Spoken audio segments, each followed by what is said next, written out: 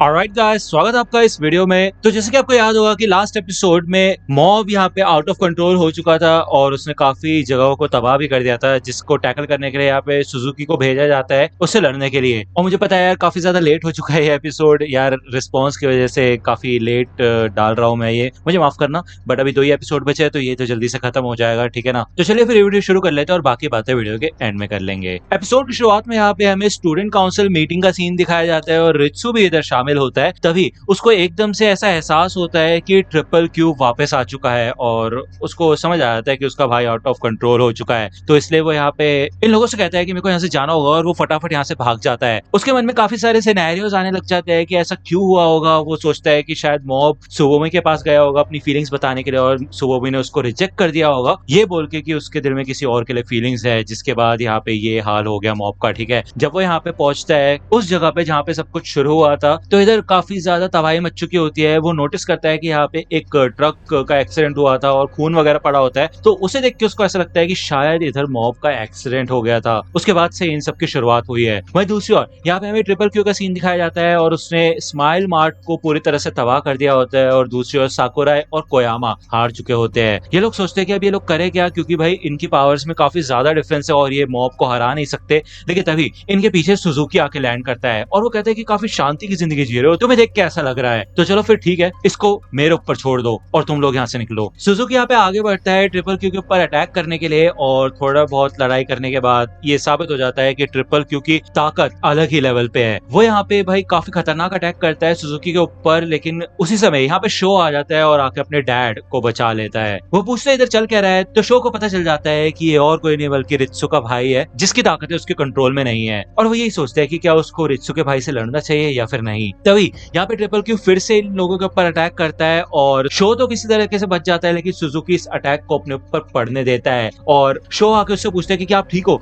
तो सुजुकी कहता है कि ये मैंने जानबूझ के किया जिससे कि मैं उसकी एनर्जी को एब्जॉर्ब कर पाऊं और उसे आमने सामने की टक्कर दे पाऊं। जितनी खतरनाक एनर्जी वो लगातार अपने अंदर से निकाल रहा है, तो ये तो साफ है कि कुछ समय बाद उसकी ये एनर्जी खत्म हो जाएगी और तब तक के लिए हमें बस इसको उलझाए रखना है। तो ये दोनों यहाँ पे प्लान करते हैं कि ये मॉब को उलझा के रखेंगे जिससे कि एंड में आके उसकी पावर खत्म हो जाए, फिर कम हो जाए, जिसके बाद वो उसको हरा सके, ठीक है ना। दूसरी ओर यहाँ पे हमें रित्सु का सीन दिखाया जाता है जो कि ट्रिपल क्यू की तबाही के पीछे पीछे जा रहा होता है, क्योंकि यही एक निशानी होती है पता लगाने की कि मॉब किधर किधर गया है, ठीक है ना। वो याद करता है कि पहले कैसे मॉब अपनी फीलिंग्स को एक्सप्रेस किया करता था, फिर चाहे वो खुश हो या फिर दुखी हो, वो सामने से अपनी फीलिंग्स को बता दिया करता था। लेकिन जब वो इंसिडेंट हुआ था इनके बचपन का, उसके बाद से मॉब ने अपनी सारे के सारे इमोशंस को एक तरीके से बंद कर लिया था और उसके बाद से वो कुछ भी शेयर नहीं करता था किसी से भी। रित्सु का ऐसा मानना है कि मॉब ने इन सारे इमोशंस को ऐसे दबा के रखा जिस वजह से ट्रिपल क्यू का जन्म हुआ। जिन भी इमोशंस को मॉब रोके हुए था वो सारे इमोशंस से ट्रिपल क्यू पैदा हुआ और ट्रिपल क्यू के अंदर वो सारे इमोशंस शामिल हैं, ठीक है। जब रित्सु यहाँ पे आगे पहुंचता है तो उसको दिखाई देता है कि इधर नीचे टेरू पड़ा होता है भाई नंगा और बेहोश, और उसको देख के वो शॉक हो जाता है कि इसका ये हाल कैसे हुआ है। दूसरी ओर यहाँ पे हमें फिर से शो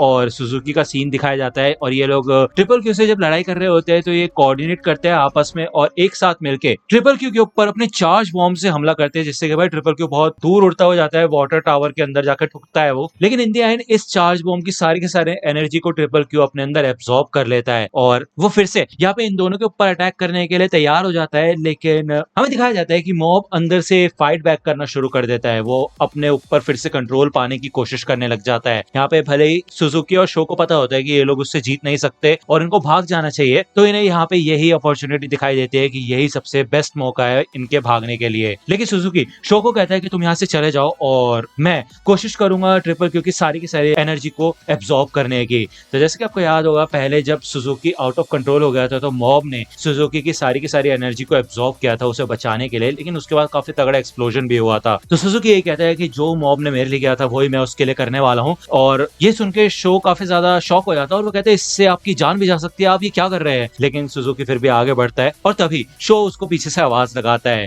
सुजुकी को एकदम से याद आता है कि पहले भी ऐसा सिनेरियो हो चुका है जब वो शो और उसकी माँ को अकेले छोड़ के चला गया था अपने खुदगर्ज कामों को पूरा करने के लिए और अपने एडवेंचर पे निकलने के लिए, ठीक है ना, जो भी वो करना चाहता था। जिसके बाद यहाँ पे वो पीछे हट जाता है और शो के पास आके यही कहता है कि चलो बेटा हम यहाँ से चलते हैं और मुझे तुम्हारे खंधे की जरूरत होगी शायद। ये दोनों यहाँ से निकल जाते हैं और हेलीकॉप्टर में यहाँ पे जोसेफ होता है जो कि इनको देखता है जाते हुए यहाँ से, और ये लोग समझ जाते हैं कि सुजुकी भी इस चीज को नहीं हरा पा रहा है। तो जोसेफ और हाथोरी इधर से निकल जाते हैं। जब शो और सुजुकी यहाँ से जा रहे होते हैं तो ये लोग यही सोचते हैं कि भाई अब इनको साइकिक पावर्स का इस्तेमाल नहीं करना चाहिए क्योंकि ये सिर्फ और सिर्फ तबाही लेके आती है। शो यही कहता है कि अब वो कसम खाता है कि वो कभी भी अपनी साइकिक पावर्स का इस्तेमाल नहीं करेगा, भले ऐसा करना काफी ज्यादा मुश्किल है, लेकिन इतने समय से मॉब भी यही कर रहा था। वो बिना अपनी साइकिक पावर का इस्तेमाल किए अपनी जिंदगी को जी रहा था। यहाँ पे रित्सु एक बिल्डिंग के ऊपर खड़ा होता है और वो देखता है कि यहाँ पे कितनी ज्यादा तबाही मचा दी है ट्रिपल क्यू ने, और उसके हिसाब से ट्रिपल क्यू हद से ज्यादा आगे बढ़ चुका होता है, लेकिन फिर भी ट्रिपल क्यू यहाँ पे और आगे बढ़ता रहता है। जब वो यहाँ पे आगे आता है तो हमें दिखाया जाता है कि बॉडी इंप्रूवमेंट क्लब के मेंबर्स इधर आ जाते हैं उसकी मदद करने के लिए, जैसे उनको पता चलता है कि मॉब मुसीबत में है। लेकिन ट्रिपल क्यू इनके ऊपर भी हमला करता है अपनी कमाल की ताकत से, जिससे कि इन क्लब मेंबर्स की स्कूल यूनिफॉर्म पूरी फट जाती है और ये अपने क्लब आउटफिट में आ जाते हैं। मुसाशी कहता है कि ऐसा लगता है कि हमारा दोस्त नींद में चल रहा है और हमें इसको होश में लाना होगा क्योंकि हम बॉडी इंप्रूवमेंट क्लब के मेंबर्स हैं और हमें उसकी मदद करनी होगी। तो ये लोग भाई फाइट ऑन करके आगे बढ़ते हैं। तभी यहाँ पे मॉब भाई इन सबके सबको उड़ा देता है सिवाय सागावा के,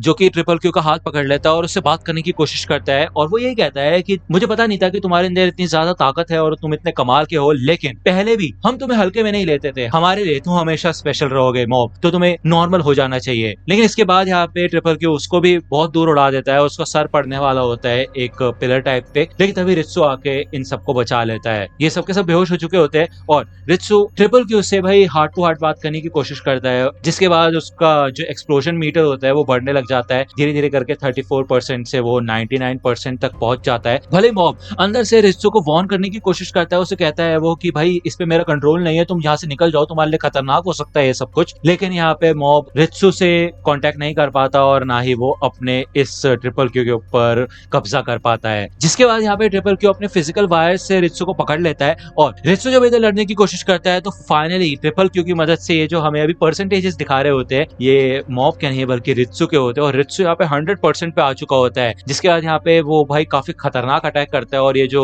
फ्लावर का बुके होता है ये ट्रिपल क्यू के हाथ से उड़ के भाई दूर चला जाता है। ट्रिपल क्यू किसी तरह उस फ्लावर के बुके को बचाता है और उसको फिर से एक बैरियर के अंदर बंद कर लेता है। रित्सु उस बैरियर को तोड़ना शुरू कर देता है, जिसकी वजह से यहाँ पे भाई ट्रिपल क्यू फाइनली रित्सु के ऊपर फिर से अटैक करता है और उसको भाई हवा में उड़ा देता है और इसके बाद भाई रित्सु बेहोश हो जाता है। ठीक है ना। तभी यहाँ पे हमें न्यूज में दिखाया जाता है कि सीजनिंग सिटी के सेंटर में एक काफी खतरनाक टोर्नेडो बन चुका है, एक बहुत बड़ा टोर्नेडो जिससे काफी तबाही मच रही है। इसे देख के रेगन और सेरिजावा दोनों के दोनों इस टोर्नेडो के लोकेशन पे भाग के जाते हैं और दूसरी ओर यहाँ पे हमें दिखाया जाता है कि रित्सु को होश आता है और वो जमीन पे नीचे पड़ा हुआ होता है। वो ये कहता है कि वो जो भी कर सकता था उसने कर लिया और उसे उम्मीद है कि मॉब अब फिर से नॉर्मल हो जाएगा। यहाँ पे मॉब ट्रिपल क्यू को कंट्रोल करने की कोशिश करता है और वो उससे पूछता है कि तुम हो कौन। तो ट्रिपल क्यू कहता है कि वो शिगेयो कागेयामा है। उसके बाद वो पूछता है मॉब से कि तुम कौन हो, तो मॉब बताता है कि वो शिगेयो कागेयामा है। तो ट्रिपल क्यू कहता है अरे तुम तो नकली मॉब हो और तुम्हारे होने ना होने से कोई फर्क नहीं पड़ता, मैं असली हूँ, ये मेरे इमोशंस असली है। यहाँ पे रेगन और सेरिजावा दोनों के दोनों टोर्नेडो के काफी पास पहुंच जाते हैं और इससे इनकी भाई एनर्जी भी हल्की हल्की कम होने लग जाती है।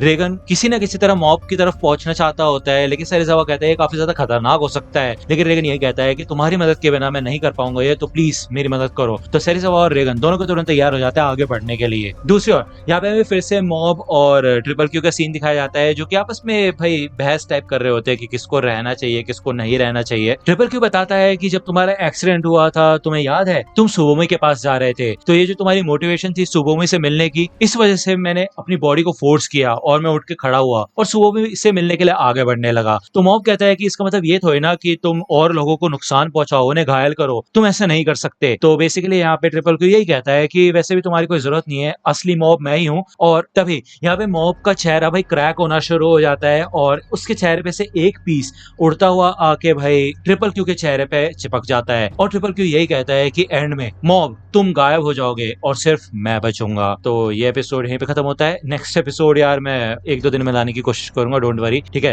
एक्चुअली मेरे थोड़े काम है, क्लाइंट की वीडियोस वगैरह रहती है जिस वजह से अभी चैनल्स पे मैं ज्यादा ध्यान नहीं दे पा रहा हूँ, बट डोंट वरी यार, फिर से हम वो चीज लेके आएंगे, वापस कंटिन्यूअस वीडियोस डालना शुरू करेंगे। मुझे पता है काफी गैप हो रहा है अब और मैं नहीं चाहता यार तुम लोग धीरे धीरे करके अनसब्सक्राइब करना शुरू कर दो। तो ठीक है, मैं भी कोशिश करूंगा नया कंटेंट लाने की, डोंट वरी। अभी मॉब साइको सीजन 3 खत्म हो जाएगा जिसके बाद हमारे पास और कोई एनिमे होगी नहीं कवर करने के लिए। तो आप सजेशन दे सकते हो कमेंट सेक्शन में कि मैं कौन सी एनिमे कवर कर सकता हूँ। ठीक है, और अगर ये वीडियो पसंद आया तो लाइक करना, सब्सक्राइब कर लो अगर अभी तक चैनल को नहीं किया। तो मिलता हूँ आपसे अगली वीडियो में, तब तक के लिए गुड बाय। तो दोस्तों आज की वीडियो के लिए सिर्फ इतना ही। आई होप कि आपको ये वीडियो पसंद आई होगी। अगर आपको ये वीडियो पसंद आई हो तो प्लीज लाइक कीजिए, अपने दोस्तों के साथ शेयर कीजिए और मेरे चैनल को सब्सक्राइब करना मत भूलेगा। और अगर आप मुझे कांटेक्ट करना चाहते हैं तो आप मुझे इंस्टाग्राम पे कांटेक्ट कर सकते हैं। मेरे पेज की लिंक आपको डिस्क्रिप्शन में मिल जाएगी। मिलता हूं आपसे अगले वीडियो में, तब तक के लिए गुड बाय।